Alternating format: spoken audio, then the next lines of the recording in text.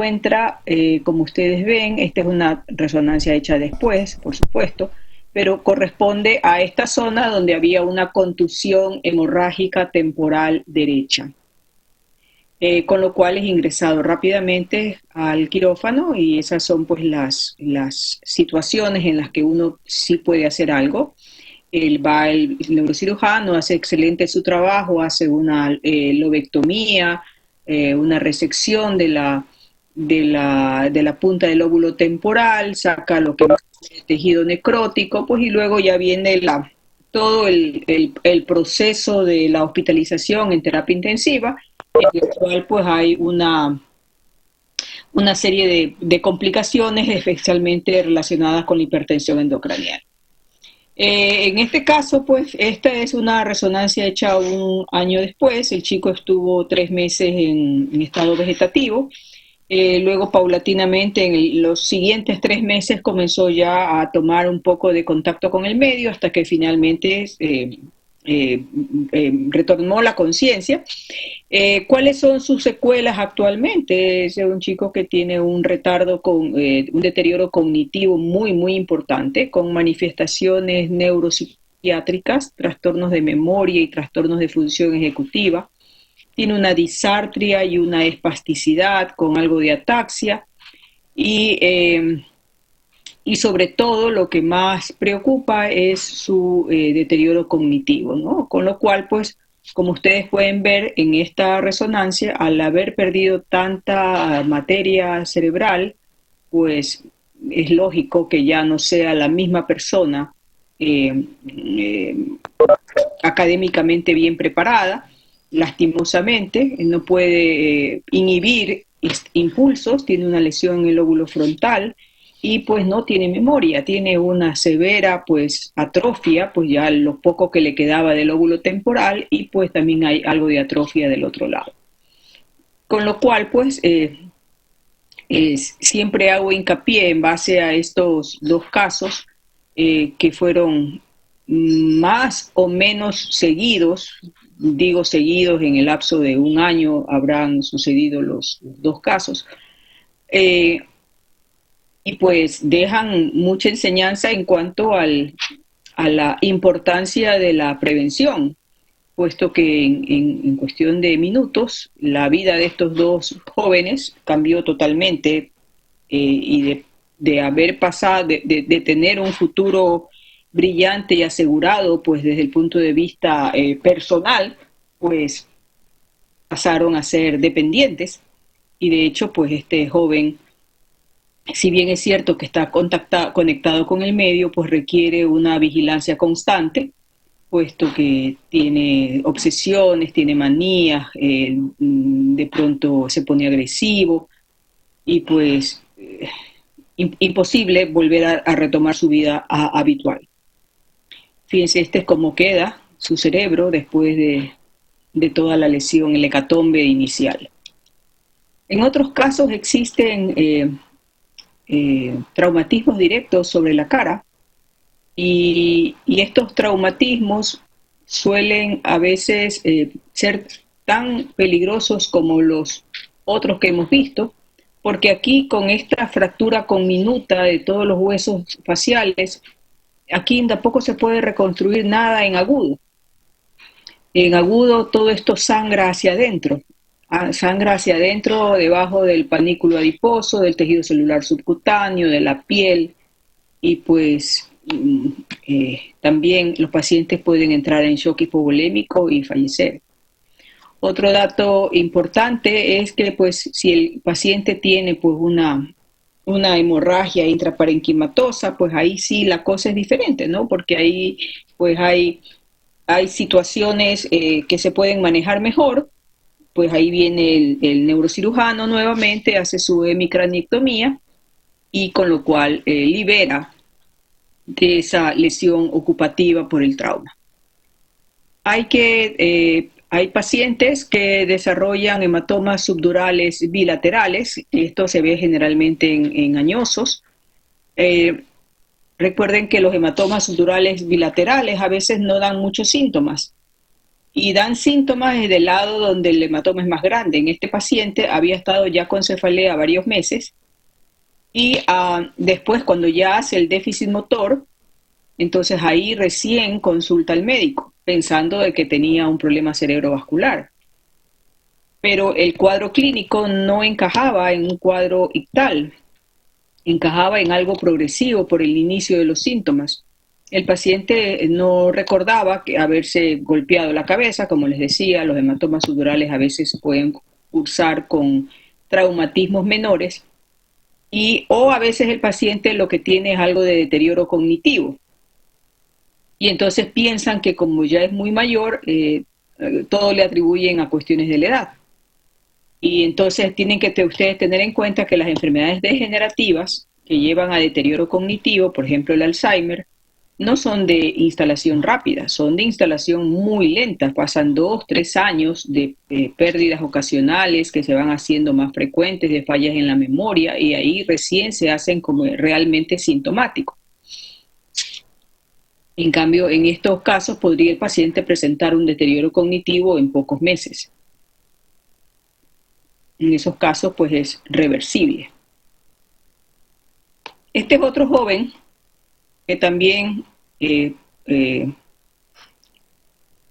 sufrió un trauma de cráneo severo, una contusión hemorrágica frontal izquierda, luego de que comenzó a jugar, a andar en monopatín en Lomas de Urdesa, con lo cual pues perdió pues el equilibrio y pues pensaba que la gravedad no existía y pues se fue de bruces, cayó y convulsionó cuando se cayó, cuando se golpeó la cabeza. Eh, Tuvo una contusión hemorrágica que también tuvo que ser intervenido con hemicraniectomía para poder liberar un poco pero en este caso el chico quedó con bastante, digamos, lo único que quedó es con un poquito de falla de atención.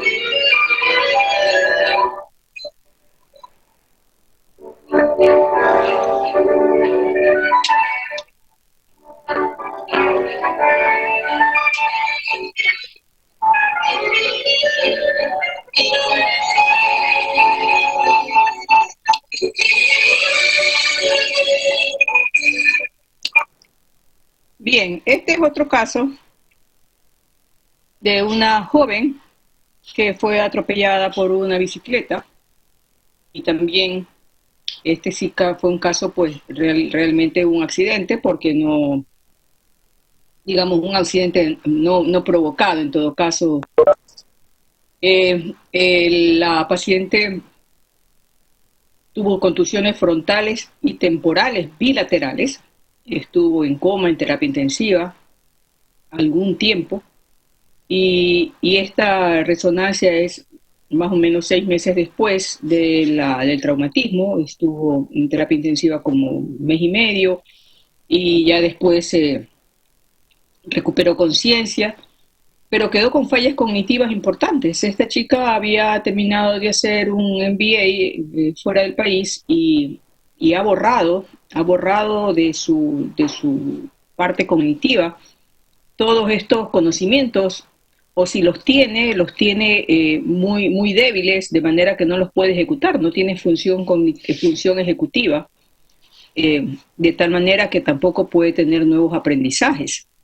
Eh, entonces, sí quiero es recalcar la importancia de tener en cuenta frente a evitar el riesgo. Sobre todo, hay cosas que uno no las puede evitar, efectivamente, nadie se va a imaginar que lo van a atropellar, ¿no? Pero en lo otro, cuando uno es consciente de que es el protagonista de una situación de riesgo, pues hay que tener en cuenta estas situaciones que pues te cambian totalmente la vida. La otra situación que también tengo que recordarles es que los pacientes pueden a veces esconder eh, clínicamente un traumatismo de la columna cuando están inmóviles. Y es por esa la razón que todo politraumatismo requiere ser evaluado íntegramente con tomografías o imágenes de todos los de huesos, inclusive de pelvis y huesos largos. Hay traumas que se acompañan de lesiones severísimas como esta, donde hubo una luxofractura de la vértebra, y pues con tan mala suerte que provocó una compresión medular alta, con lo cual este paciente quedó cuadripléjico y en respirador. Eh, Luego ustedes van a tener el seguimiento de estos pacientes. Hay que tener en cuenta que de acuerdo a la severidad del trauma de cráneo, los pacientes podrían presentar convulsiones hasta 10 años después, en un 2%, pero la mayoría de ellos presentan es en los primeros 2 años. El, la, y dependerá del grado de severidad, dependerá del tipo de traumatismo. Si los traumatismos están relacionados con hemorragia intracraneal, con contusión cerebral, con fractura, con hundimiento, con heridas penetrantes, si el paciente ingiere habitualmente alcohol, o si el paciente es muy mayor, eso podría ser un factor de riesgo para epilepsia postraumática. Las crisis tempranas también en un 30% podrían desarrollar epilepsia. ¿Qué se llaman crisis tempranas? Aquellas que ocurren dentro de los primeros 15 días después del traumatismo cráneoencefálico. No es lo mismo la crisis provocada por el traumatismo. Por ejemplo, este muchacho que andaba con el monopatín y que convulsionó en el pavimento cuando se había quedado inconsciente, esa es una crisis provocada. Entonces, esa no cuenta como factor de riesgo para epilepsia postraumática.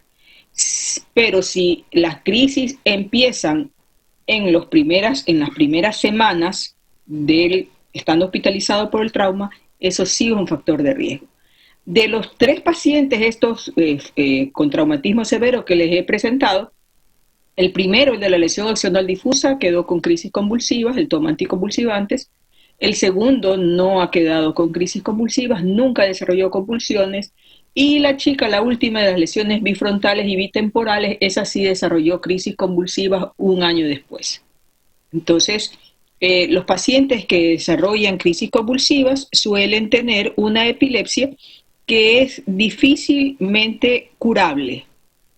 Se cree que se forman nuevas sinapsis, que hay una alteración del mecanismo del glutamato, hay anormalidad de los genes transportadores, y los pacientes deben tomar medicación el resto de su vida. Otro dato importante son los trastornos del sueño. Los pacientes quedan con insomnio de conciliación o insomnio de mantenimiento. Los pacientes tienen además depresión, ansiedad, dolor, y eso a veces influye en la higiene del sueño.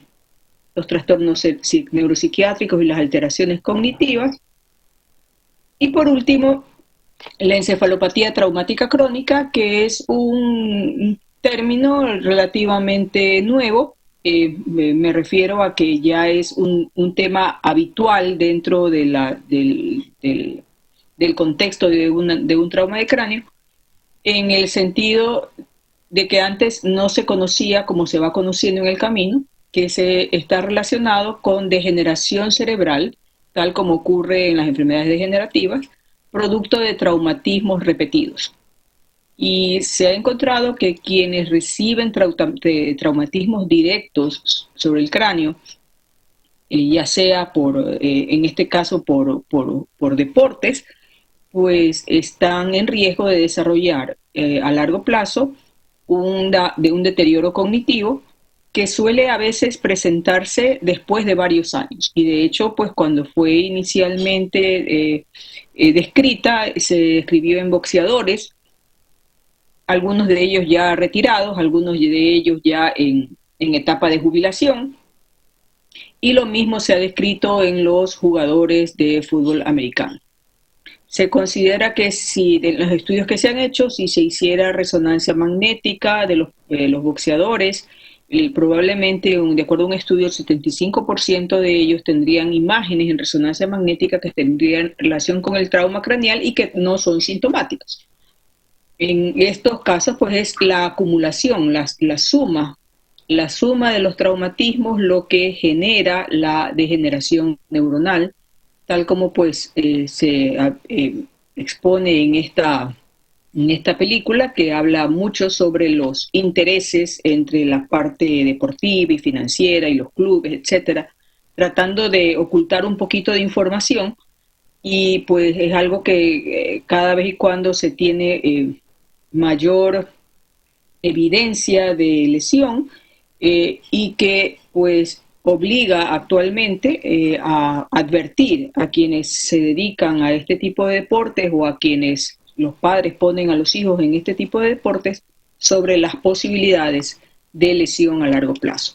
Estos pacientes suelen tener pérdida de volumen, cavum del septum pellucidum, alteraciones de la sustancia blanca subcortical y de la sustancia blanca periventricular. Estos pacientes inician tal cual como un cuadro degenerativo, o sea, trastornos de memoria, trastornos del ánimo, agresividad, fluctuaciones en el humor, alteraciones del sueño, pérdida del control de los impulsos, depresión, demencia progresiva, y terminan encamados igual que cualquier paciente con Alzheimer. Aquí se degenera los microtúbulos, y eso genera proteína tau, que es una proteína anormal propia de las enfermedades degenerativas. Muy bien, ahora sí. ¿A quién le paso el control? Doctora, Ivana también va a exponer, pero ella tuvo un problema con el link. Creo que ya se pudo conectar, pero no puede entrar a la reunión porque está con candado. ¿Dónde está con candado? O sea, dice que está la reunión. Ni siquiera yo empiezo. Me puedo dar el control para compartir mis diapositivas. O sea, se refiere a que ya está bloqueada la reunión.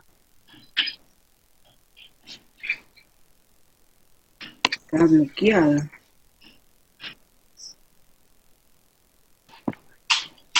Pásenle el enlace, pues. Espérate, ya voy a ver.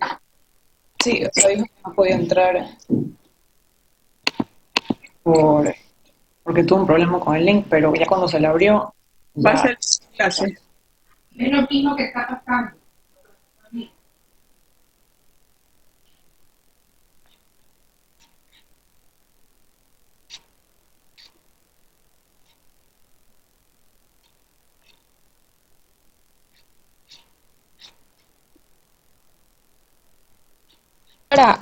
Una pregunta. Dígame. Este tipo de juegos que hay en los centros de diversiones podrían ocasionar una lesión de difusa, axonal difusa. ¿Cuáles tipos de juegos? Estos, qué sé yo, como el Vulcano Park, estos juegos en los parques de diversiones, que, que bueno, que prácticamente tienen ese tipo de movimientos de aceleración y desaceleración. No se ha estudiado por ese lado, porque la velocidad en todo caso no llega a la intensidad de provocar pérdida de conciencia. Eh, eh, yo sí me cuestiono es cuando es algo muy frecuente, además que uno no va a eso, o los chicos por lo menos no van a eso todos los días. Y también depende de qué tipo de movimientos giratorios estén expuestos. Ya. Es una posibilidad, no te podría decir. Lo que sí sé es con respecto a la encefalopatía traumática, que ya hay movimientos acerca del el soccer mismo, incluso en España creo que ya hay una normativa de que a los niños por debajo de los 10 años no se les permita jugar cabeceando la pelota. Porque por este mismo de traumas, por ese mismo tipo de traumas. Así es. Ya, gracias. Bueno, mijita. A ver, ¿qué fue Ivana? ¿Llegó? No, no se puede conectar. ¿Ya le mandaron el link? Sí. Pero hasta que se conecte puedo exponer yo. Bueno, Ya. ya te pongo. Espérate.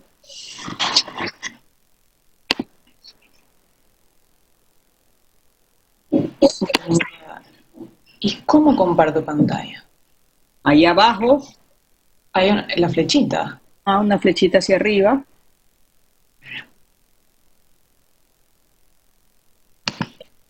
Es que me sale que ahora las preferencias. Ya.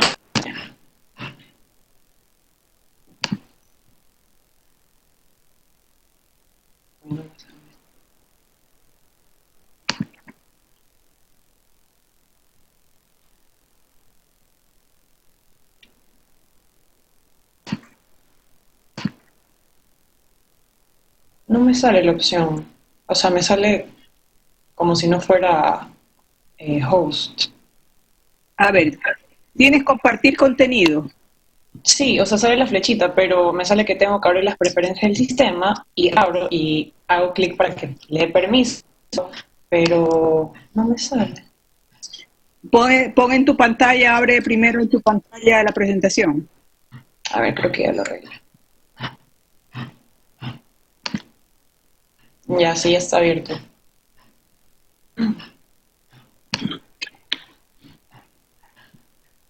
Bueno,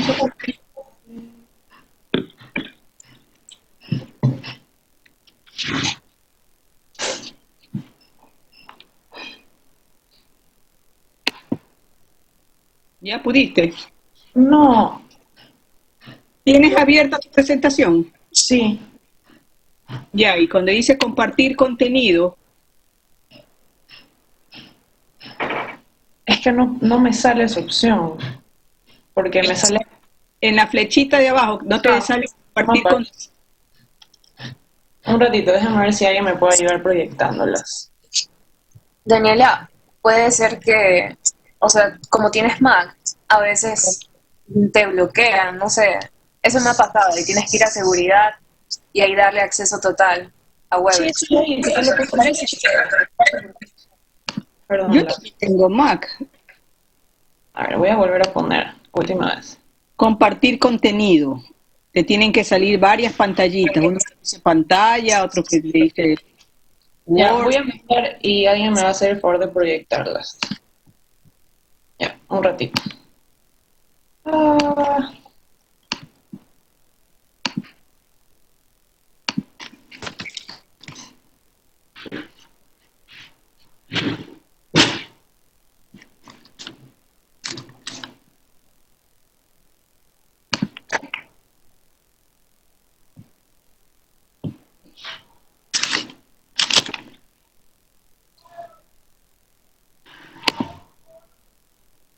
Ya, yo le mandé a Wendy. Así que si le puede por favor pasar el mando a ella.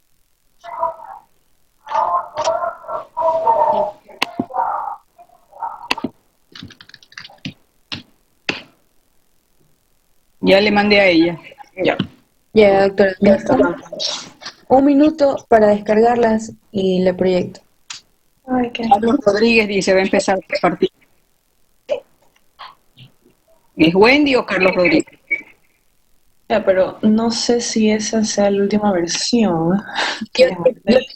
tengo la última versión, así que, Carlos, yo comparto. Sí, porfa. Gracias, sorry. Qué raro esto que sale.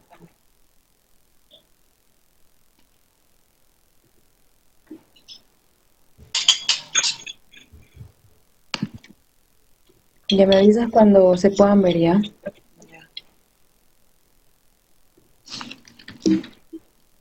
Creo que ya. Sí, ya se ve. Bueno, pues el tema a tratar hoy día es tuberculosis del sistema nervioso central.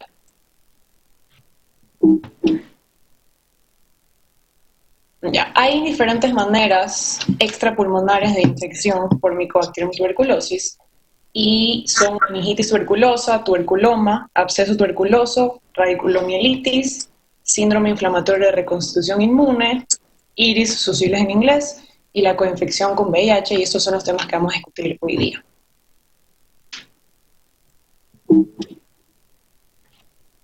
Ya un poco de la epidemiología de tuberculosis y del sistema nervioso central por tuberculosis.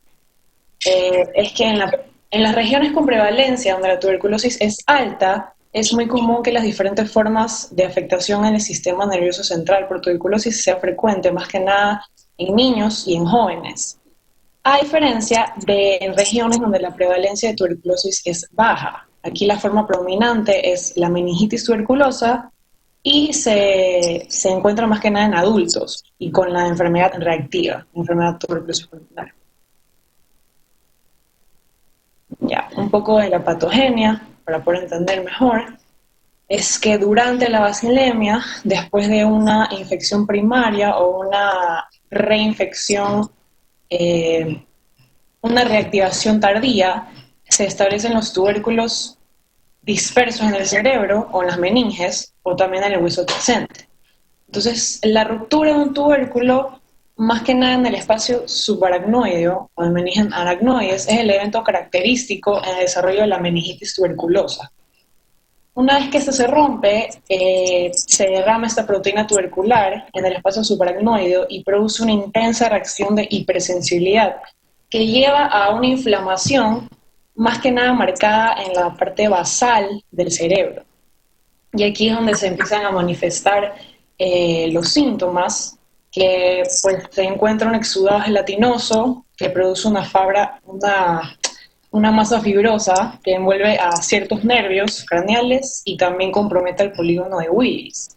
Entonces esto, ¿qué hace? Crea una vasculitis, afecta a los vasos intracerebrales que causa espasmo, constricción, trombosis y oclusión. ¿Qué causa esto? Termina causando un infarto en el parénquima. Y los infartos por meningitis tuberculosa se caracterizan por ser pequeños, múltiples, bilaterales y frecuentemente se encuentran en las regiones periventriculares.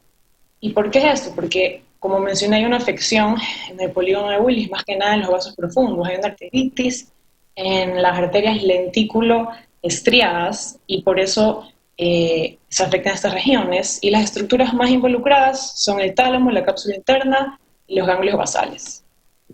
La hidrocefalia también es una de las complicaciones más frecuentes, más que nada de la meningitis tuberculosa, y resultado de una expansión del proceso inflamatorio hacia las cisternas basilares.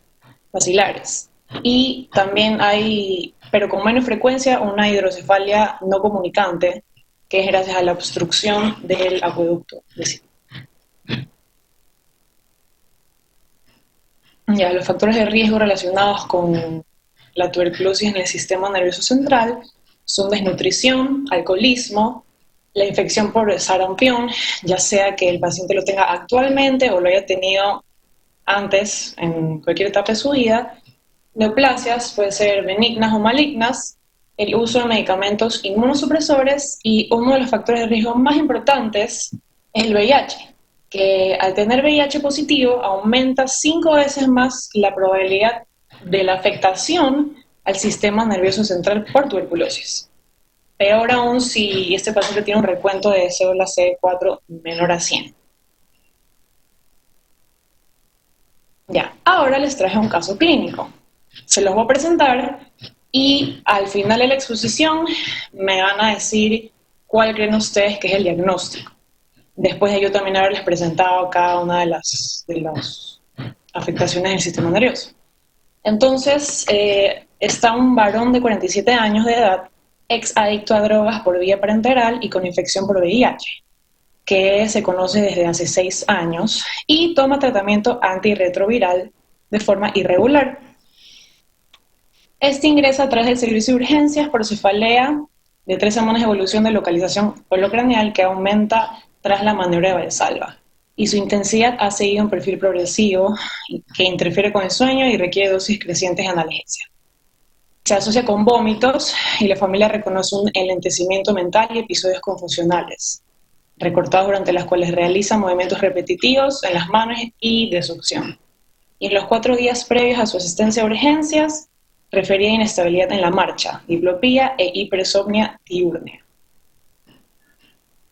Ya. En el examen general y neurológico se presenta desorientado parcialmente en el tiempo, aunque orientado en espacio y persona. Presenta rigidez de nuca, borramiento de bordes papilares con incipientes hemorragias peripapilares y desaparición del pulso venoso. Presenta paresia bilateral del sexto par y el resto de pares craneales no tiene alteraciones. La fuerza muscular está conservada, al igual que las modalidades sensitivas. Los reflejos de estiramiento eran simétricos. Presenta reflejo cutáneo plantar en flexión y no existían dismetrías ni disdiadococinesia. La hiperestación era normal, presentaba Romberg negativo y se mostraba marcadamente inestable en tándem, mejorando tras ocluir un ojo. De ahí se encontraba con un déficit en el estado nutricional y mostraba palidez cutáneo mucosa. No había ingurgitación yugular y tampoco adenopatías. Mantenía sus pulsos periféricos y la auscultación cardiorrespiratoria sin alteraciones, abdomen plano, depresible, sin masas. Ya, siguiente, por favor. Ya, ahora yo les pregunto a ustedes. No les he explicado, espérate, ya. ¿Qué exámenes complementarios le pedirían a este paciente? No sé si alguien quiera participar.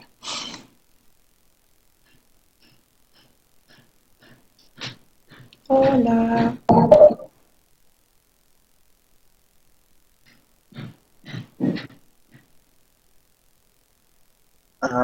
No sé si se puede pedir una punción lumbar. Ya, se pide punción lumbar. Bueno, ya, siguiente, por favor. Imágenes. Ya, entonces los exámenes complementarios que se le pidieron a este paciente fueron un hemograma, imágenes, punción lumbar y también la adenosina, la ADA.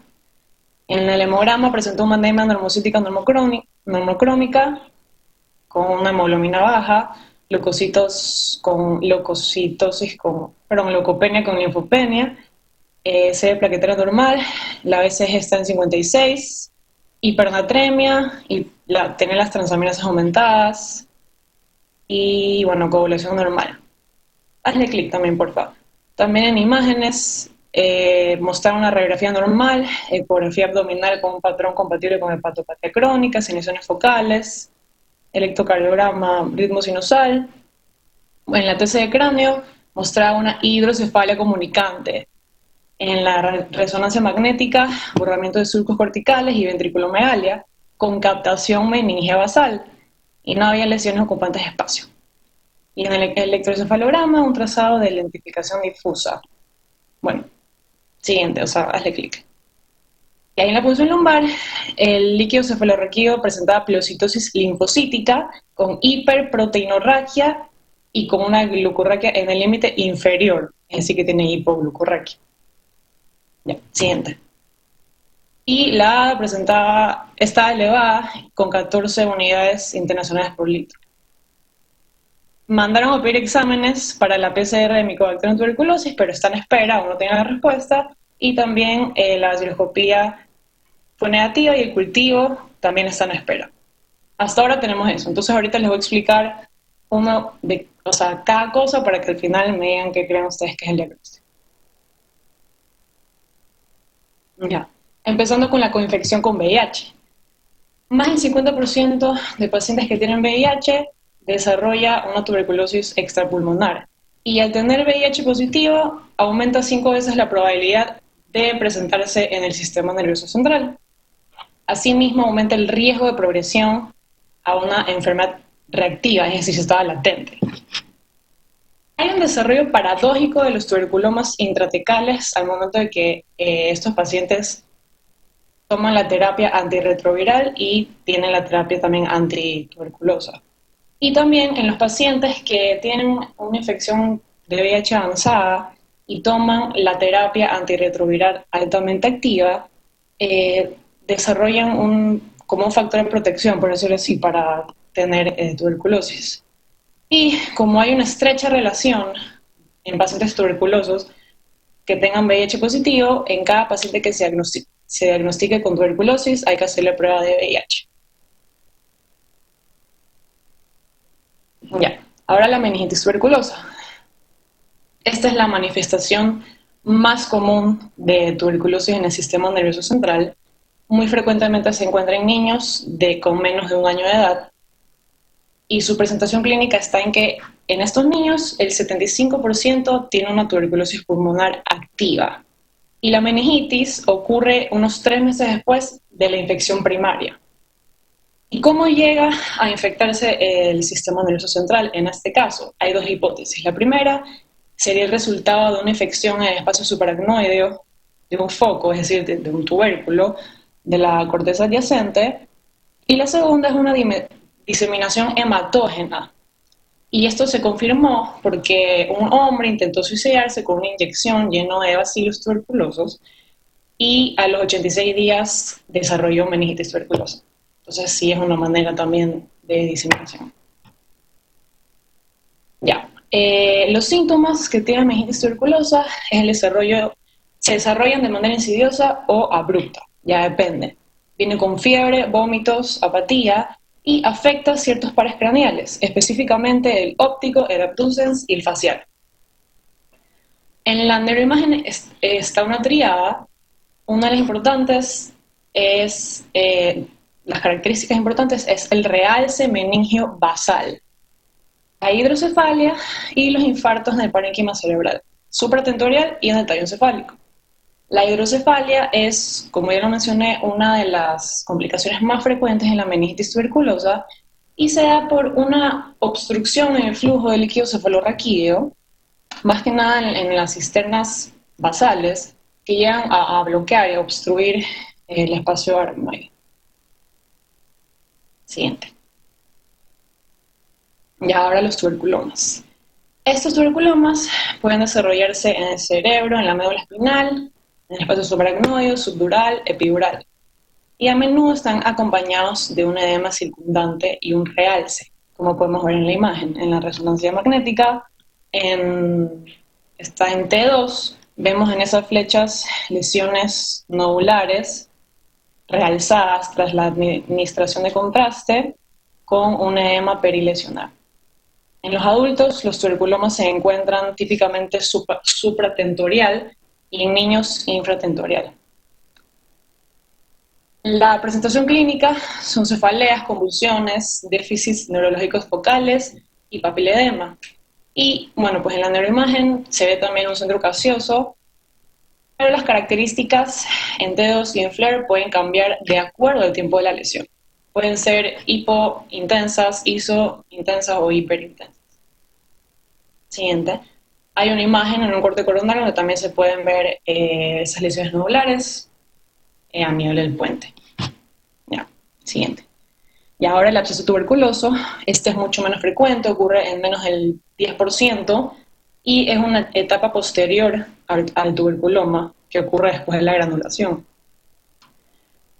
contienen más bacilos con tuberculoma y en la imagen es un poco complicado de diferenciar, pero hay que tener presente que es una pared multiloculada, una pared más gruesa, y los síntomas son cefalea, también déficits neurológicos, focales y fiebre. O sea, la única manera de diferenciar entre estos dos sería por las imágenes.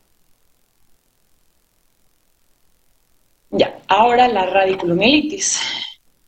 La radiculomielitis es una afección por la bacteria a los cuerpos vertebrales. Estas se afecta una y va involucrando la otra. ¿Ya? Aquí incluye la enfermedad de Pott o el mal de Pott, que es una espondilitis tuberculosa que afecta mayormente a la columna torácica baja y lumbar alta. El desarrollo de la infección empieza afectando las articulaciones intervertebrales y se desplaza hasta involucrar al cuerpo vertebral subyacente, hasta que afecta a los discos intervertebrales, y lo que hace es estrechar la columna vertebral, o sea, hay una compresión medular y posterior colapso, lo que hace pues su presentación clínica, que es debilidad subaguda y progresiva de los miembros inferiores, puede terminar con una paraplegia, disfunción vesical, parestesia, dolor radicular y pérdida del músculo. Y en la neuroimagen se ve una obliteración del espacio subaracnoide espinal y aglutinación de raíces nerviosas.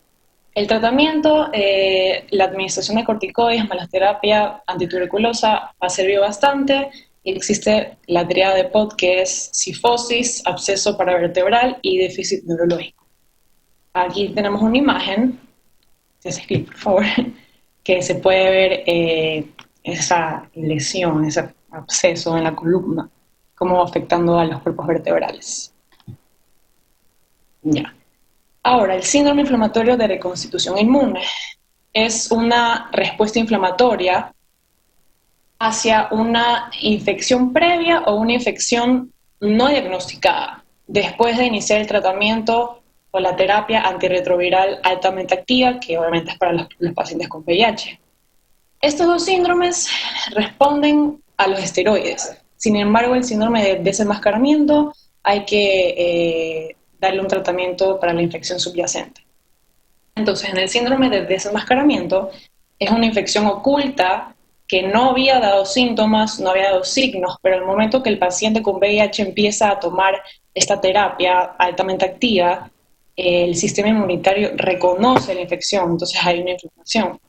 A diferencia del paradójico, que es una recurrencia de la infección gracias a una inflamación provocada por el sistema que recién está empezando a reconocerlo por el tratamiento. Siguiente. Bueno, ahora el diagnóstico, la punción lumbar. En la meningitis tuberculosa se va a encontrar una pelocitosis linfocítica, se encontrará el nivel de proteína elevada, se encontrará una hipoglucorraquia y la presión de apertura será de 180 a 300 milímetros de agua.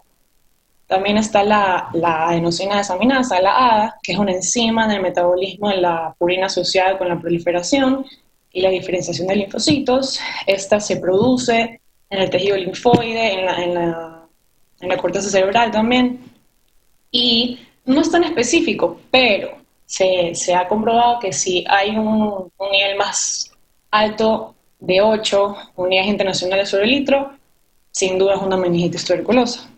Además, los métodos diagnósticos se tienen que hacer cultivo, a pesar de que se demora un poco, PCR y también una biopsia ayudaría bastante. Siguiente, por favor. Ya. En cuanto al tratamiento, en el momento que nosotros sospechamos que un paciente tiene meningitis tuberculosa o cualquier otra afectación por tuberculosis, hay que empezar el tratamiento instantáneamente, y es un tratamiento empírico. Se empieza con 2 meses de rifampicina, isoniazida, piracinamida, etambutol, y después 10 meses de rifampicina e isoniazida. Para los pacientes que tienen VIH, de 2 a 12 semanas se le da una terapia antirretroviral. Siempre van a haber pacientes que tengan resistencia al tratamiento, y en este caso se define como una tuberculosis que es resistente a la isoniazida y a la rifampicina. Entonces, en este caso hay que tener otros métodos estratégicos de tratamiento, y pues usar tratamientos de segunda línea. Siguiente. Ya, ahora, les vuelvo a preguntar, después de todo lo que hablé y después de haberles presentado el caso clínico, ¿cuál de los siguientes diagnósticos creen que tiene el paciente? Ahí están las opciones. Si alguien, por favor, me dice. La meningitis tuberculosa. Una Ya, meningitis. correcto. Es una meningitis tuberculosa y en ese cuadro resalté los datos característicos de la meningitis tuberculosa del laboratorio. Como mencioné, bueno, pues tiene hidrocefalia comunicante, tiene captación meningia basal, glucorraquia en el límite inferior, o sea, es decir, tiene hipoglucorraquia. Y pues la ADA también está elevada. Dije que era a partir de 8, que asegura meningitis tuberculosa, pues tiene 14. Entonces sí, es meningitis tuberculosa. Y no sé si algo más después. Ya, bueno, pues la evolución de este paciente, ya dijimos que es meningitis tuberculosa, aparte tiene VIH, y ahí está una imagen. Los datos radiológicos muestran una hidrocefalia por captación basal de contraste y pleocitosis linfocitaria. Siguiente. Bueno, conclusiones. La tuberculosis del sistema nervioso central es una complicación común de la tuberculosis pulmonar y ocurre comúnmente en países con altas tasas de pobreza, desnutrición y bajos ingresos. El diagnóstico se realiza de manera eficiente combinando todo lo que mencioné: punción lumbar, biopsia, PCR. También se debe comenzar el tratamiento empírico apenas se sospeche tuberculosis en el sistema nervioso central. Y pues si es resistente a múltiples medicamentos, hay que tratarlo concomitantemente con esteroides o con tratamientos de segunda línea. Y el estado de VIH debe terminarse en todos los pacientes que presentan infección por tuberculosis. Ya, eso es todo. Gracias. Muy bien, Daniela. Muy bien. A ver, Ivana. Doctora Ivana todavía no puede entrar, pero yo le voy a proyectar las diapositivas y estoy en llamada aquí por teléfono con ella para que yo ¿Por le qué no puede entrar? No sé qué le pasa con su internet, pero yo le proyecto aquí A ver. y ella va a hablar. ¿Se pueden ver las diapositivas? Sí. Ok. Ya te están escuchando.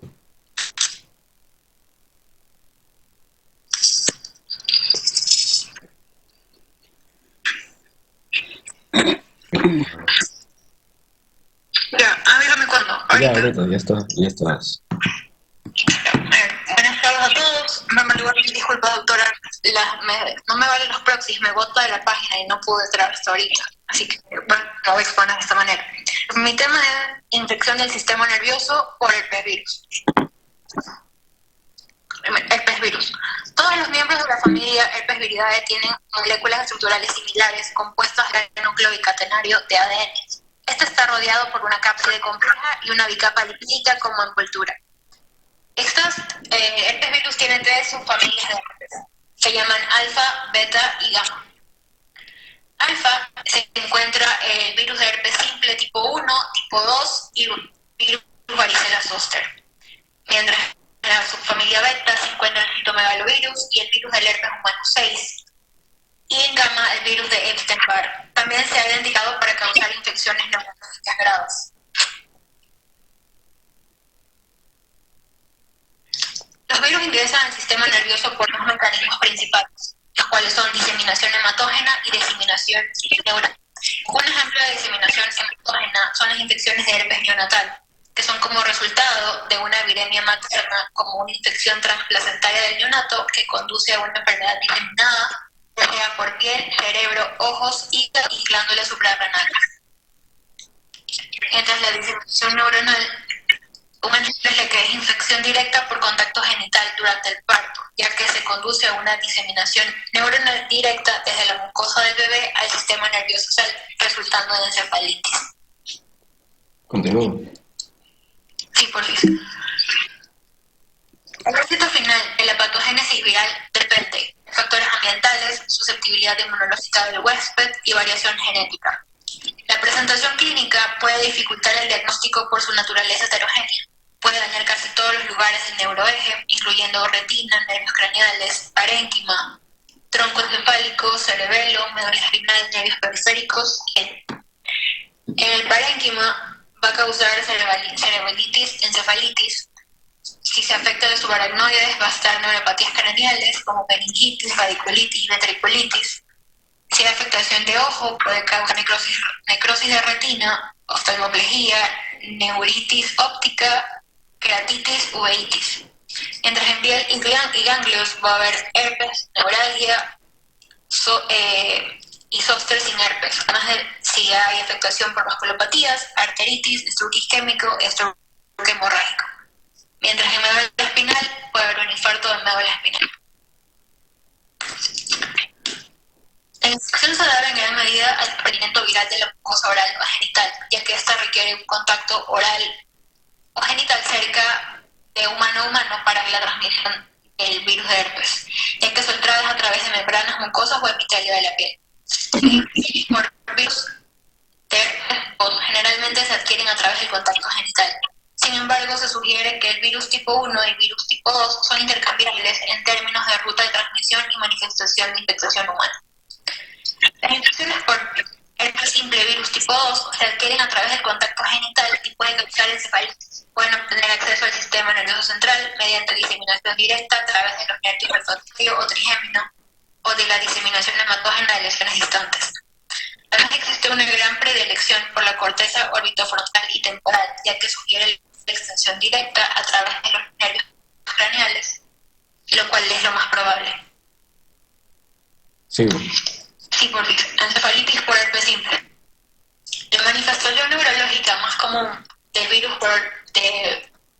tipo 1, del herpes tipo 1, es la encefalitis, mientras del herpes tipo 2 es la meningitis, aunque también la encefalitis está establecida en el tipo de herpes 2. La encefalitis por virus de herpes es una de las formas más devastadoras de encefalitis, ya que para niños, mayores y adultos, la encefalitis es el resultado de la reactivación de una enfermedad latente y la transmisión intraneuronal del virus al parénquima cerebral. Las razones principales para la presentación hospitalaria suelen ser convulsiones, comportamiento normal, pérdida de conciencia y confusión o desorientación. Además existen otros hallazgos de presentaciones comunes, ya sean fiebre, difusión autonómica y disfagia. Como diagnóstico tenemos un análisis del líquido cefalorraquídeo para evaluar el recuento celular, proteínas, glucosa y ADN viral, mientras la PCR se ha convertido en el estándar de oro para detectar el tipo de virus de herpes. La encefalitis causa hemorragia, necrosis y edema en los lóbulos temporales, ya que se puede extender hacia otras áreas límbicas, incluidas ínsula, cíngulo y corteza frontales infralaterales, asociadas con convulsiones agudas y crónicas. El estado epiléptico refractario es una secuela y es la más característica en este tipo. Como tratamiento se tiene aciclovir. El tratamiento emergente es de tipo ciclovir 4. Es crítico en encefalitis en afán de reducir mortalidad y morbilidad en el paciente. La dosis usual es de 10 miligramos por kilogramo cada 8 horas entre 14 a 21 días. Cuando se encuentra una resistencia a aciclovir, se da foscarnet. Sin embargo, se realiza una prueba de resistencia al aciclovir después de 72 horas. Y si es que sale positiva su resistencia, se da este fármaco. Además, el uso de esteroides en la encefalitis es totalmente contraindicado, aunque sugiere beneficios en pacientes con edad. Como direcciones futuras, el herpes, de 2 a 6 semanas después de tener una infección por el virus, ocurre una encefalitis autoinmune postinfecciosa en el 20% de los afectados, ocasionando trastornos de movimiento en niños y síntomas psiquiátricos en adultos. Virus de la varicela zoster. La varicela causa la infección primaria por varicela zoster. Las personas que están vacunadas pueden presentar síntomas leves de la enfermedad. Sin embargo, la manifestación está afectada a lo largo del neuroeje. Además, está implicada en la enfermedad del parénquima cerebral, médula espinal, espacio subaracnoideo, arterias, ojos y piel. Herpes zóster, neuralgia postherpética y herpes zóster. El virus de herpes zóster puede persistir ganglios de la raíz dorsal después de una infección primaria con varicela, posiblemente viajando a los ganglios de la raíz dorsal por infección. Sin embargo, cuando el virus se reactiva y viaja a lo largo del nervio sensorial a la piel, infecta las células epiteliales y las lesiones vesiculares de Zoster que se hacen evidentes en distribución dermatológica. La deformación del nervio de la piel causa un dolor intenso, también llamado como neuralgia herpética aguda, para producir un daño nervioso permanente. Se considera neuralgia herpética subaguda si el dolor persiste durante mayor a 30 días.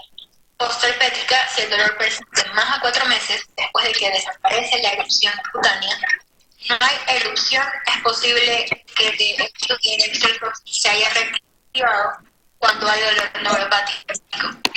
Mientras los ganglios de la raíz dorsal puede causar una polirradiculitis dolorosa. Cerebritis, encefalitis, mielitis y meningitis.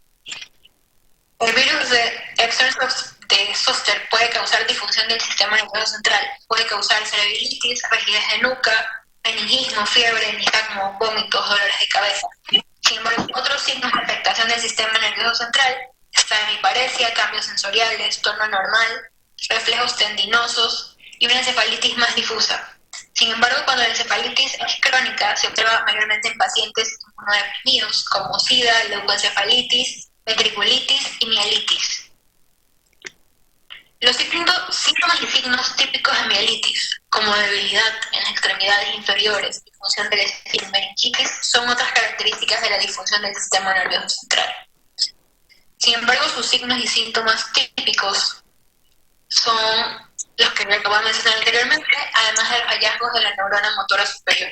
Si el meningismo está presente sin otras causas de disfunción del sistema nervioso central, se considera el virus Zoster como una posible causa de meningitis. Herpes Zoster. Cuando el virus de herpes Zoster se reactiva en la distribución B1 del nervio trigémino, ocurre un herpes Zoster optómico, lo que va a causar una erupción vesicular periorbitaria en la punta de la nariz, conocido como el signo de Hutchinson. Además va a tener complicaciones orbitales, como va a tener una neuropatía parcial o completa del nervio craneal 3, 4 o sexto. Además puede tener una necrosis retiniana, desprendimiento de retina, keratitis, eitis, iritis, escleritis o escleritis. Además se puede desarrollar hemiparesia contralateral por accidente cerebrovascular isquémico o hemorrágico, por infarto de miocardio, que también son las manifestaciones más importantes que pueden ocurrir dentro de semanas a varios meses después de haber un inicio de una erupción debido al herpes zóster optámico. Las manifestaciones principales se encuentra la debilidad facial, erupciones vesiculares, pérdidas auditivas y síntomas vesiculares. En distribución auricular Zoster vamos a encontrar el Zoster oticus o el síndrome de Rams-Hunt, que es una reactivación del virus Zoster en el ganglio geniculado del nervio facial. Además se puede encontrar una parálisis, también llamado Zoster dermatómico, por afectación de la raíz cervical 2 y 3, causando radiculitis y parálisis del nervio periférico. Además genera una debilidad motora segmentaria o distribución Zoster cervical, torácica o lumbosacra.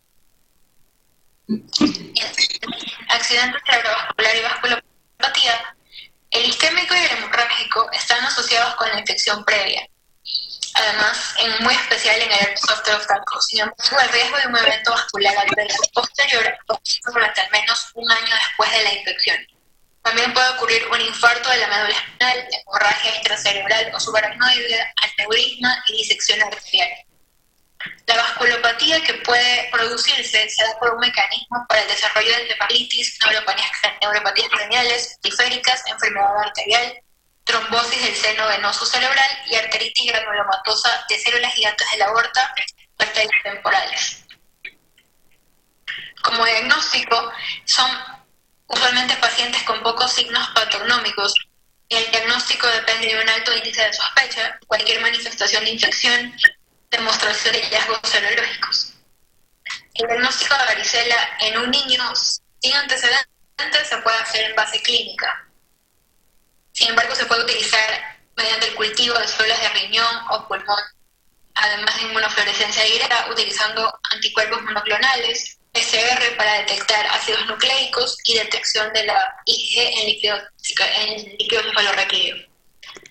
Puede ocurrir también una vasculitis cerebral, que la PCR del líquido cefalorraquídeo para el ADN es solo un 30% sensible, mientras la sensibilidad diagnóstica mejora al 93% con la adición de la inmunoglobulina G.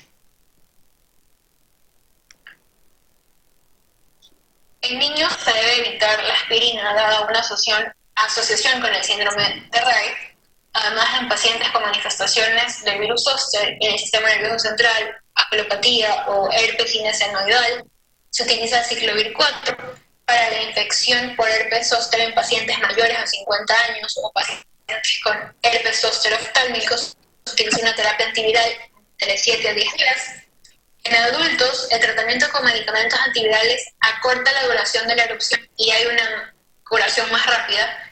Por tanto, no es necesario para pacientes menores de 50 que son inmunocomprimidos. Además, el tratamiento de la neuralgia aguda, subaguda y posherpética es con analgésicos tópicos, ya sean parches, aloe vera o capsaicina, medicamentos anticonvulsivos como gabapentina, pregabalina y levetiracetam, además tener antidepresivos tricíclicos como amitriptilina y nortriptilina, inyecciones anestésicos locales que bloquean selectivamente el nervio simpático, como tramadol, morfina de liberación controlada o oxicodona.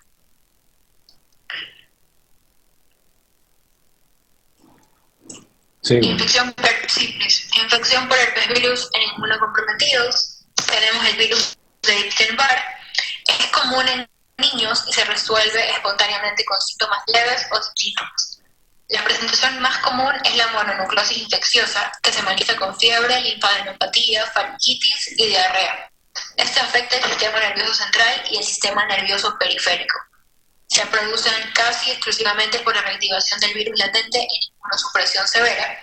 Por ello, el estado inmunológico del huésped es un factor clave para una infección por este virus, mientras la meningitis y encefalitis asociadas al virus de Epstein-Barr es la manifestación neurológica más común después del trasplante de órganos sólidos y trasplante de células madres hematopoyéticas, ya que ocurre un deterioro neurológico y se es visible a través de síntomas como dolor de cabeza, vértigo, ataxia, hemiplegia, convulsiones, cambios visuales, confusiones, etc. Para el recién diagnóstico del virus de Epstein-Barr, el líquido cefalorraquídeo se utiliza también suero y el líquido cefalorraquídeo mediante pruebas de PCR. La resonancia magnética suele demostrar hiperintensidades simétricas T2 en la materia profunda del tronco cefálico, cuerpo calloso y médula espinal, y como prueba serológica la más importante es la prueba de monoglobulina G. El tratamiento, el aciclovir, no es beneficioso para la mononucleosis infecciosa. Se sugiere el uso de terapia antiviral y se utiliza valgaciclovir para la supresión del virus de Epstein-Barr. Mientras por citomegalovirus.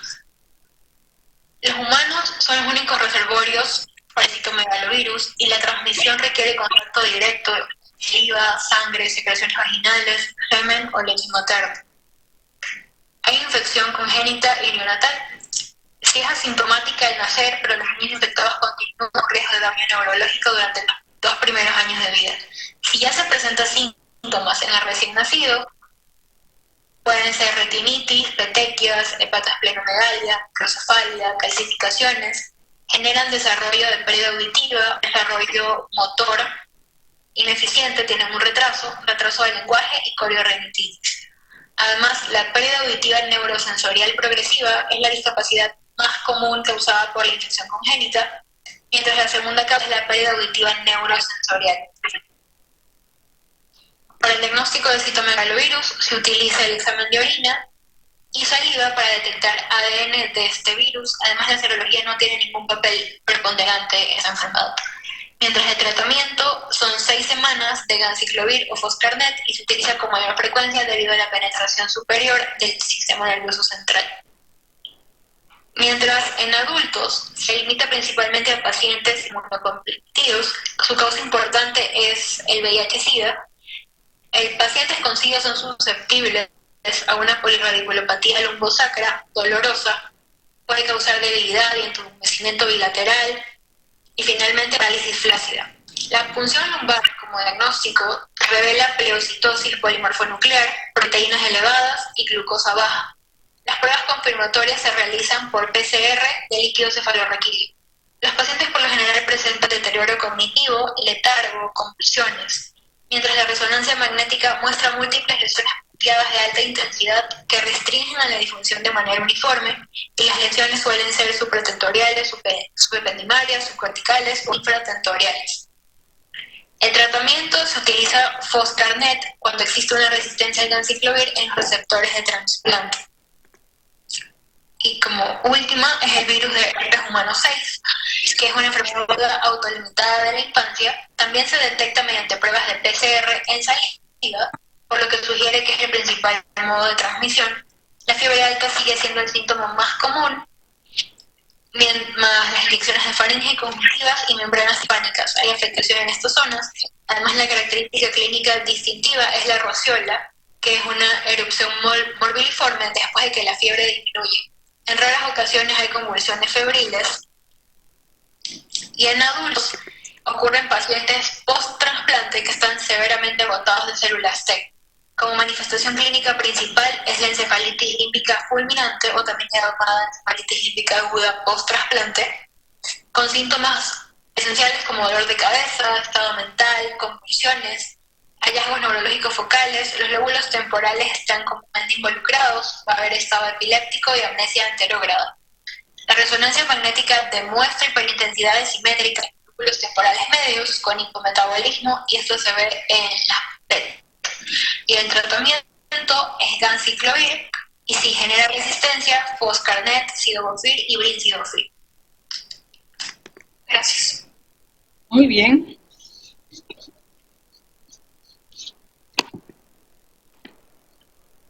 Ok.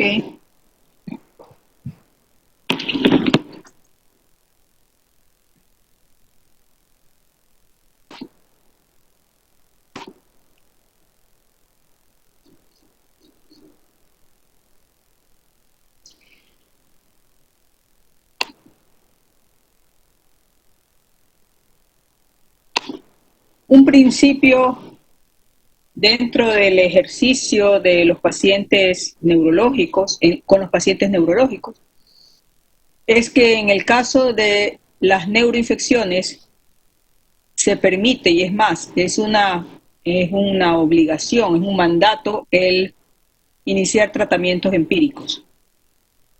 No podemos darnos el lujo, en cuanto a salud cerebral, de esperar resultados de exámenes para verificar el microorganismo, identificarlo con nombre y apellido, cuando esas horas de pérdida son cruciales para la mortalidad o la morbilidad de estos pacientes.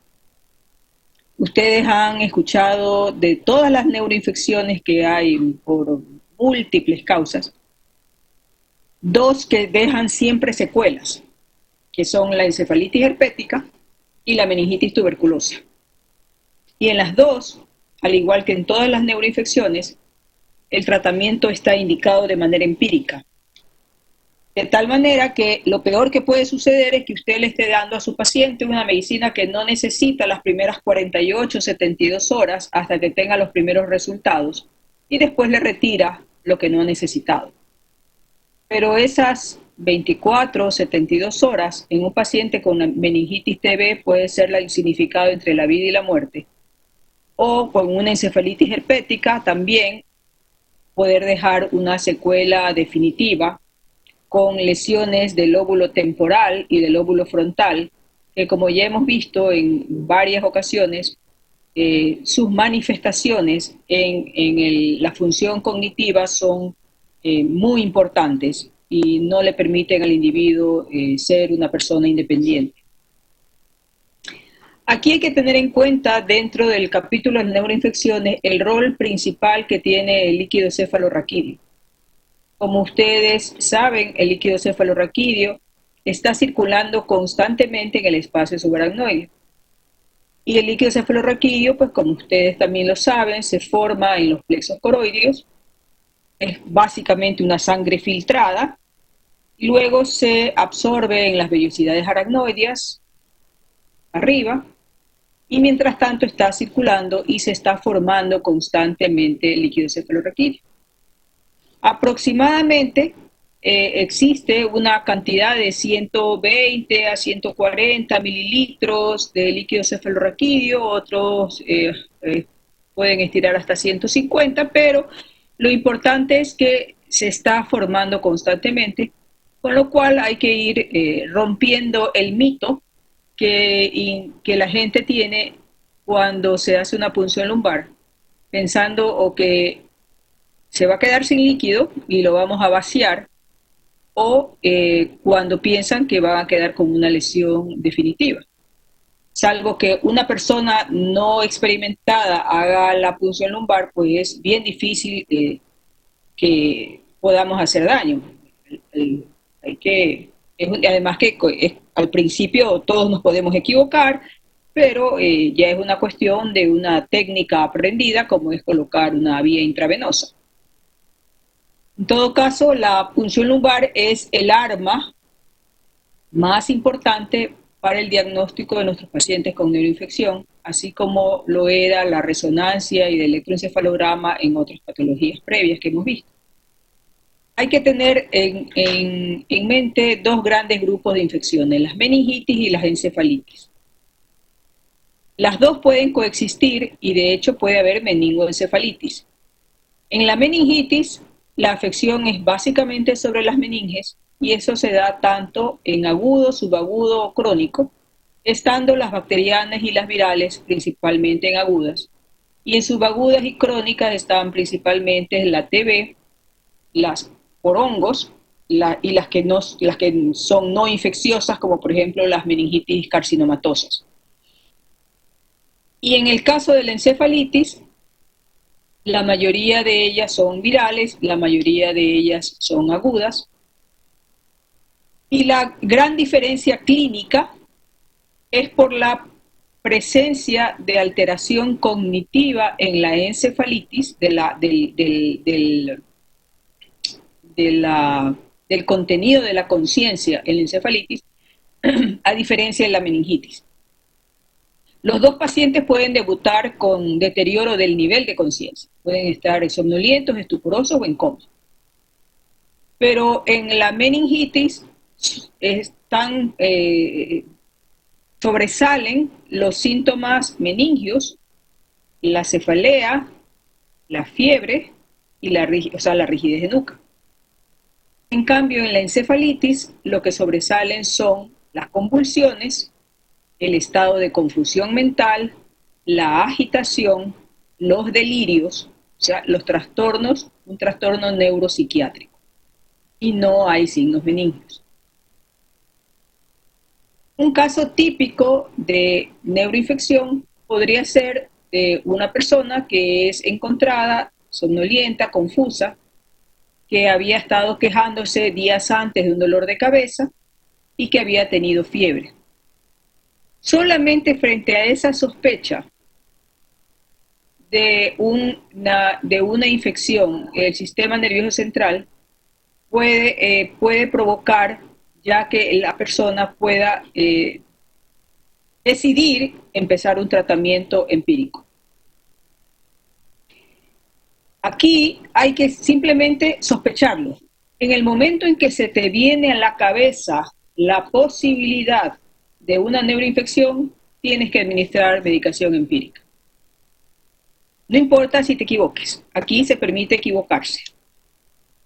La clásica triada de fiebre, rigidez de nuca y alteración de la conciencia no siempre se da. Hay que tener en cuenta que aquí la virulencia, el estado de virulencia bacteriano, sobrepasa los mecanismos de defensa del huésped. Y eso hace que la bacteria colonice, invada la barrera hematoencefálica y entre el líquido cefalorraquídeo y se multiplique. La meningitis en general ocurre en todas partes del mundo, a veces ocurre a manera de brotes epidémicos, a veces ocurre de manera aislada, Generalmente la que es adquirida en la comunidad es la mayoría de los casos, y entre esas la más común son la de neumococo, meningococo y listeria monocitógenes. Entonces, si yo sé que del 80% de los casos de meningitis son por estos 3 gérmenes, mi reacción de poder establecer un tratamiento va a ser dirigida a estos 3 gérmenes. Así sea que yo después decida de que no fue ese, sino que fue otro.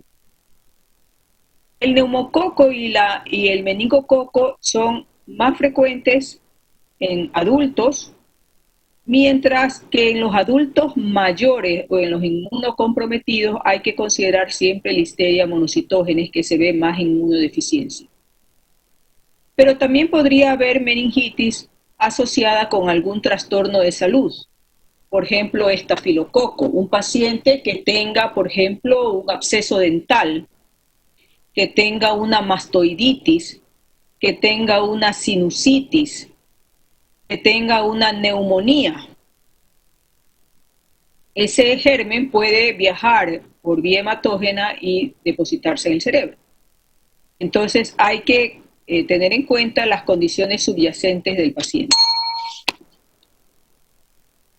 A pesar de esta clásica triada, otros signos y síntomas incluyen cefalea, convulsiones, déficits focales, vasculopatía cerebral que puede llevar a un stroke isquémico, puede haber petequias en la piel o púrpura, como en el caso de la Neisseria meningitidis. La meningococcemia puede afectar incluso a las glándulas suprarrenales. Acuérdense que alguna vez deben haber leído o estudiado el síndrome de Waterhouse-Fredericksen, que es una meningococcemia que afecta a suprarrenales. Puede haber signo de Kernick, puede haber signo de Brudzinski, puede haber rigidez de nuca. Recuerden que la rigidez de nuca tiene sus limitaciones, o en personas neonatos, o en personas muy añosas, tiene sus limitaciones. Y si el paciente está en coma profundo, pues ese paciente probablemente no tenga rigidez de nuca. Entonces, lo importante es empezar tan pronto existe una sospecha de una meningitis bacteriana. Y el escoger la elección de los antibióticos va a depender de la edad del paciente en la mayoría y de cuáles son los gérmenes patógenos más comunes. Siempre tendrán que pensar en ceftriaxones, en vancomicina y en ampicilina. Serán siempre sus fármacos, sus cartas en el bolsillo, que tendrán que sacarlas cuando tengan una sospecha. Siempre una cefalosporina de tercera generación, siempre la vancomicina por la presencia de penicilinasa resistente o de estafilococo, y siempre la ampicilina que le pega a la listeria. Los pobres resultados de la meningitis se han atribuido a el mecanismo de inflamación y de edema por la lisis bacteriana que ocurre por los antibióticos. Y entonces se ha establecido que en meningitis bacteriana la utilización precoz de esteroides, que debe ser en la medida de lo posible previa a la primera dosis de antibiótico o simultánea a la primera dosis de antibiótico, va a disminuir la morbilidad y las secuelas de este paciente. Entonces, se han encontrado que los esteroides reducen la mortalidad y las complicaciones neurológicas, sobre todo en Streptococcus pneumoniae. La punción lumbar es vital para el diagnóstico y no debe retardar el tratamiento empírico. Y por ahí, cuando Daniela habló, hizo una pregunta, alguien dijo, ¿qué es lo primero que hay que hacer? Dijeron punción lumbar. No. Lo primero que tiene que hacer es una tomografía de cerebro. tiene que hacer una imagen, porque si ese paciente tiene un absceso cerebral que le va a dar los mismos síntomas, lo que le puede diferenciar es que tenga un signo focal. Usted hacerle la punción lumbar lo mata, porque usted lo descomprime y lo hernia. Entonces usted tiene que verificar que que no tenga lesión ocupativa intracraneal. No importa si está con edema cerebral, no importa que no haya surcos, va a haber el realce meningio, pero si no hay absceso, no hay tumor, usted puede hacer la punción lumbar sin ningún problema. Y usted me puede decir, pero habrá situaciones en que no sea posible tener la tomografía. Sí, habrá situaciones en que no sea posible, pero para eso estoy empezando ya el tratamiento empírico. Y lo que sí está establecido es lo que dice aquí al final de la diapositiva. La Sociedad Americana de Enfermedades Infecciosas recomienda siempre hacer una tomografía antes de la punción lumbar en pacientes que son inmunocomprometidos, que tienen una historia de una lesión focal o de masa en el sistema nervioso central, que tienen convulsiones, que tienen edema de papila o que tienen un déficit neurológico focal, una hemiparesia. Si tú tienes estas características, definitivamente no puedes, tienes que aguantar la punción lumbar hasta certificar de que tu tomografía no te muestre nada de que arrepentirte después. El paciente, pues, generalmente empieza con ceftriaxone, vancomicina, esteroides. Esta paciente, inicialmente, las que les puse al principio, se hizo una tomografía que fue normal y se le hace la punción lumbar. La punción lumbar demostró que tenía una presión aumentada de apertura de 45 centímetros de agua, con presencia de 4.475 células, glucosa de 21, que es hipoglucorraquia, y proteínas de 369, que es hiperproteinorraquia. Los hallazgos típicos de una meningitis bacteriana aguda van a ser estos, justamente, la elevación de la presión intracraneal, medida en este caso por la manometría en la punción lumbar, la presencia de pleocitosis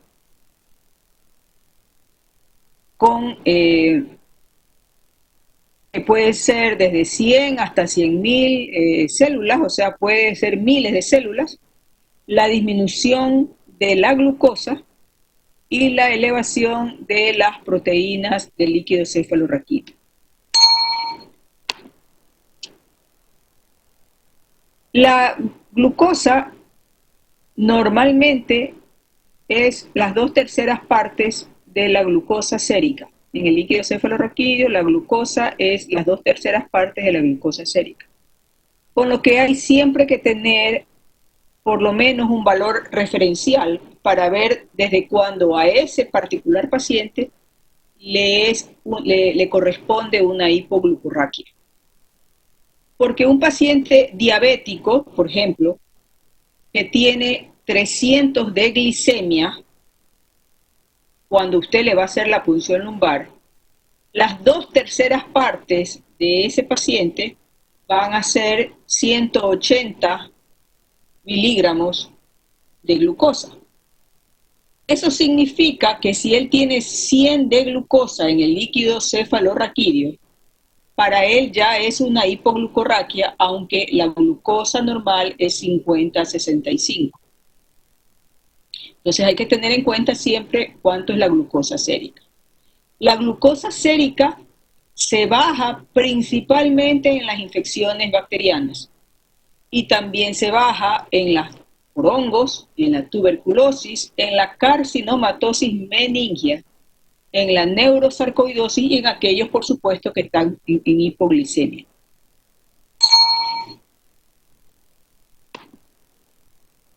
En este caso, la paciente tuvo una tinción de Gram con cocos gram positivos y su diagnóstico final luego de cultivo fue por Streptococcus pneumoniae. La mayoría de los pacientes pueden tener una mortalidad de hasta el 16%.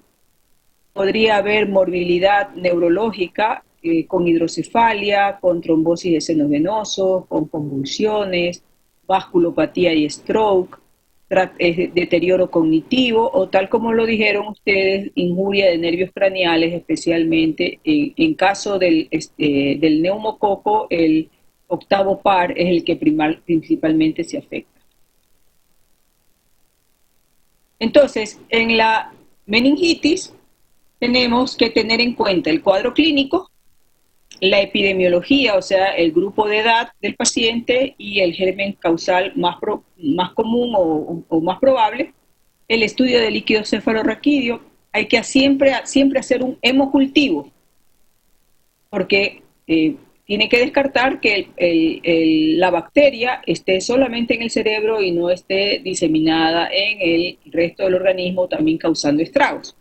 Procalcitonin sérica, que me va a determinar si hay sepsis o no, e iniciar el tratamiento empírico. Esta es una paciente con meningococcemia. Fíjense el rash purpúrico en miembros inferiores en el curso de un cuadro febril con deterioro de la conciencia.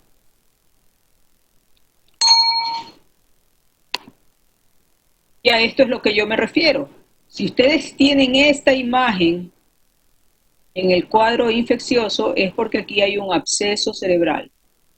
Y el absceso cerebral actúa como una masa, como un efecto de masa. Y en el momento en que ustedes hacen la punción lumbar, el paciente se puede herniar y se puede morir. Entonces, como decíamos, pues la epidemiología es muy importante. Si el paciente se ha hecho un procedimiento neuroquirúrgico, si ha estado con un trauma de cráneo, si ha tenido infecciones vecinas, hay que tener en cuenta ese dato. Y ustedes tienen que saber que el líquido cefalorraquídeo se renueva cada 4 horas. Normalmente es claro, es cristalino y aséptico. La glucosa está entre 50 y 65 aproximadamente, dependiendo de la glicemia. Las proteínas de 15 a 40 y las células menos de 5 células por milímetro cúbico, y la mayoría son mononucleares.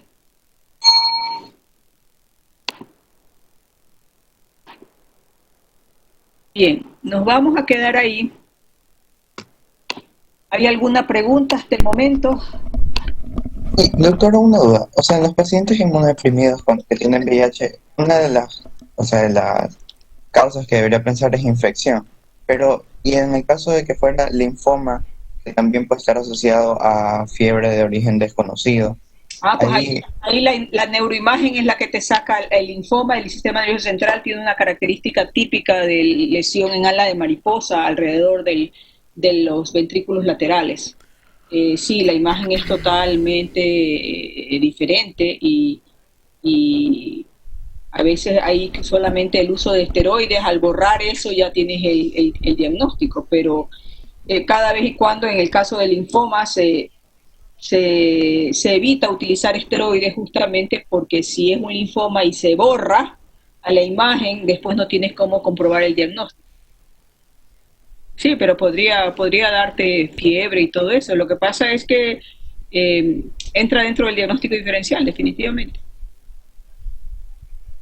Eso va a tener. Gracias. Doctora, una pregunta. Ajá. No me queda muy claro. Entonces, en los pacientes con meningitis, siempre hay que primero hacer tomografía para poder hacer la punción lumbar, ¿o no? Sí, por supuesto. Es que tenía entendido que meningitis era la excepción, que se sospechaba meningitis y se hacía punción lumbar. Que habían igual ciertas excepciones, por ejemplo, la edad o algunas enfermedades concomitantes, pero no sé. La punción lumbar se la podría realizar siempre y cuando el paciente no esté en coma profundo, porque si está en coma profundo significa que el paciente tiene una hipertensión endocraniana severísima.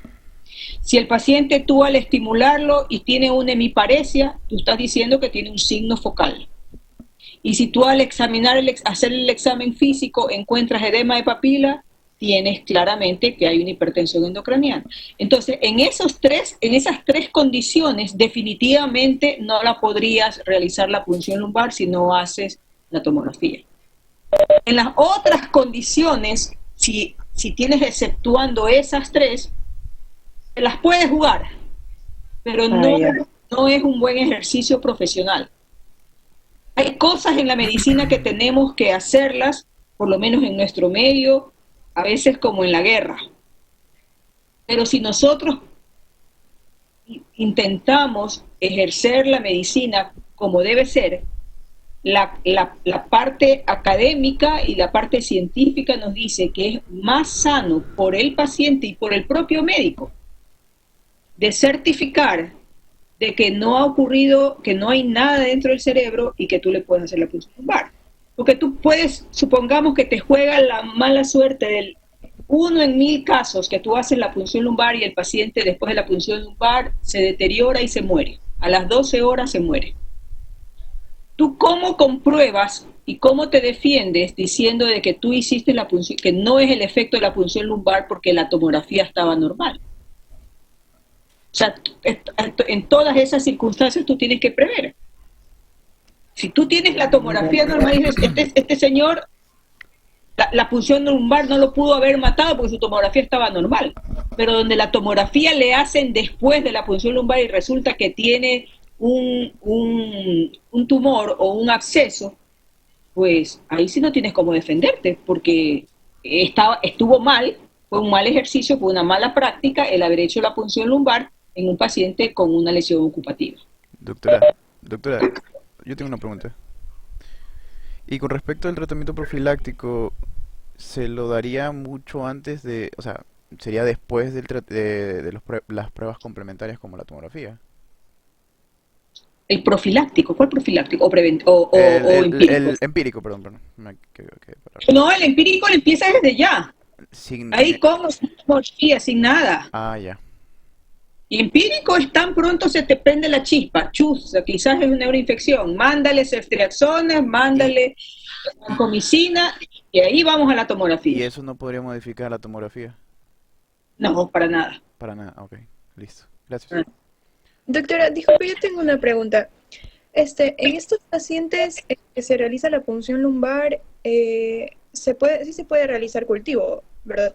Claro, tienes que pedir cultivo, tienes que pedir tinción de Gram, tinción de Ciel-Nielsen, tinción de tinta china, tienes que pedir PCR, tienes que hacer todo un perfil de exámenes que están en una lista para descartar todas las infecciones posibles.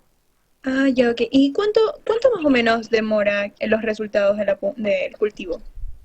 Los resultados de cultivo siempre están después de 72 horas, pero la tinción de Gram y el citoquímico, que son los que te marcan, te dan la indicación de si es bacteriano o no es bacteriano, están en cuestión de 4 o 6 horas.